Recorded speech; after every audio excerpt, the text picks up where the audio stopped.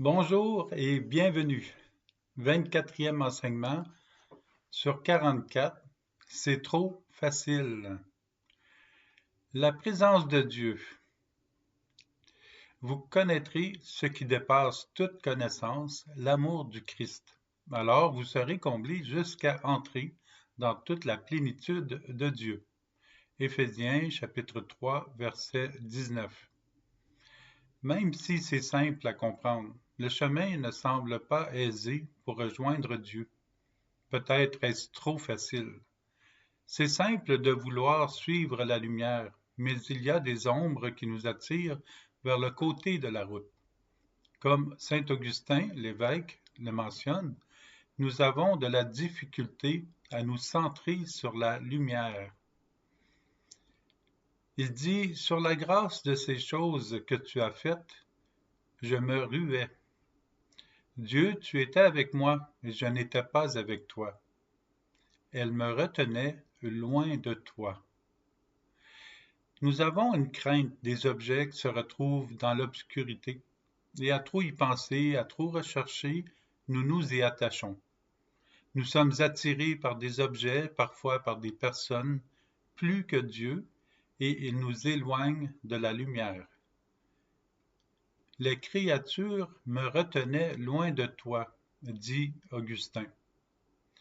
Au lieu de voir la personne et les objets sous le regard de Dieu, il y a le danger de les observer selon les ombrages qu'il nous propose. Jésus nous invite à revenir vers la lumière pour ensuite mieux comprendre et saisir le monde autour de nous dans sa réalité. Il s'arrête et il parle au mendiant aveugle. Appelez-le. On appelle donc l'aveugle et on lui dit « Confiance, lève-toi ». Il t'appelle. Marc chapitre 10, verset 49. Confiance, va vers la lumière, Jésus est là et il t'attend. Nous pouvons nous poser cette question. Qu'est-ce que nous voulons que Jésus fasse pour nous, ici et maintenant? Que nous voyons? Nous voulons voir la vraie lumière et Jésus nous dira « Va, ta foi t'a sauvé ». Marc chapitre 10, verset 52. Être aveugle dans ce contexte n'est pas comparable avec la cécité. Être aveugle, c'est surtout laisser notre âme glisser dans la pénombre, l'aliénation contraire à la lumière, le côté désagréable et décevant de ce qui est sombre et ténébreux, de ce qui nous garde éloignés de Dieu. Dans la réalité, tout ce qui se réalise dans le monde pour Dieu, sous le regard de Dieu, est une grâce pour tous. Nous nous verrons et nous verrons le monde tel qu'il est, dans la vérité et dans la lumière de Dieu. Seulement là pourrons-nous être transformés par la vérité. C'est bien de dire Seigneur, Seigneur. Matthieu chapitre 7, verset 21. C'est un début. C'est déjà bien de reconnaître Jésus comme notre Seigneur. Puis Jésus nous ramène immédiatement à la raison. On entrera dans le royaume des cieux, mais c'est en faisant la volonté de mon Père qui est aux cieux.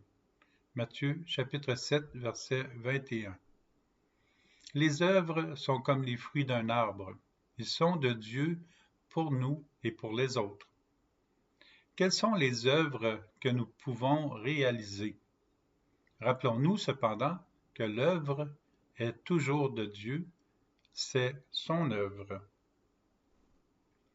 Aussi, la volonté de Dieu, c'est que nous recevions sa paix, sa joie, son amour, qui circule de cœur en cœur. Nous le prions lors de la messe dans le secteur juste avant l'échange de la paix. La volonté de Dieu, c'est que vous receviez sa paix.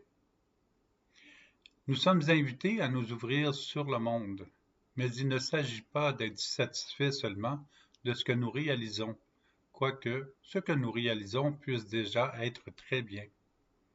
Un chrétien ne peut pas être entier s'il n'évangélise pas, s'il ne demande pas aux personnes de permettre à Dieu d'ouvrir leur cœur. Pour offrir aux autres les grâces reçues de Dieu, il importe de raffermir nos bases continuellement et aussi d'être patient et doux avec nous-mêmes.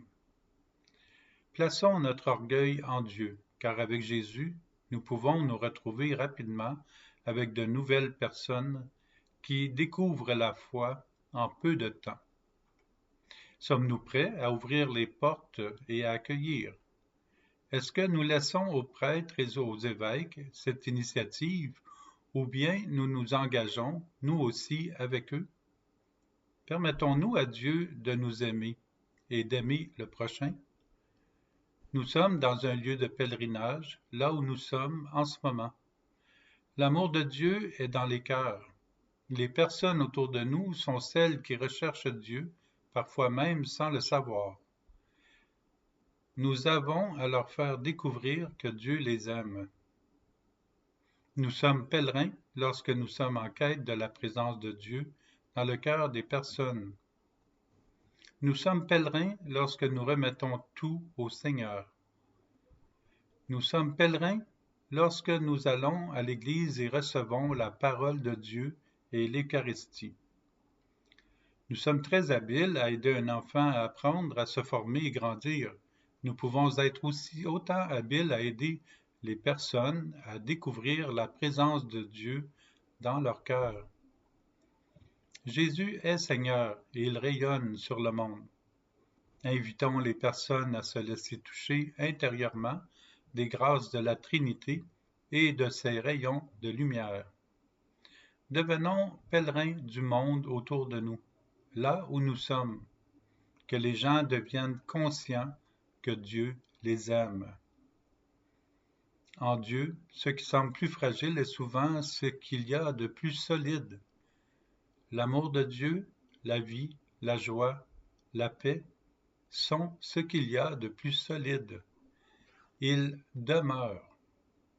Tout le reste va passer. Comme la maison bâtie sur le roc, nous voulons poser nos pieds sur du concret. Il est écrit « Tu préserves la paix de qui s'appuie sur toi ».